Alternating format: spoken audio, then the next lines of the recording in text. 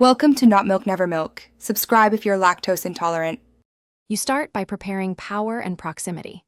Make sure the case and both AirPods have charge and your phone or laptop has Bluetooth turned on.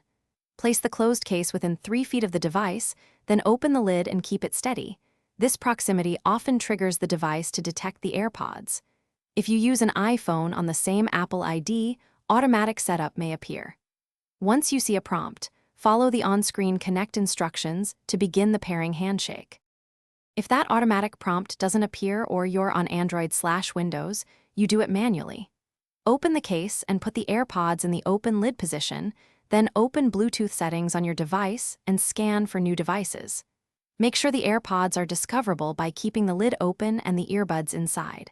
When you see a name such as AirPods or a model tag, tap it to connect. This uses the standard Bluetooth handshake. Stay near and wait for confirmation of pairing. Finish by testing audio. Play a track or make a call so you confirm left and right channels and mic work. Once paired, set the AirPods as your audio output in settings. If pairing fails, make sure Bluetooth is off then on, reboot the phone and reopen the case. This clears transient issues.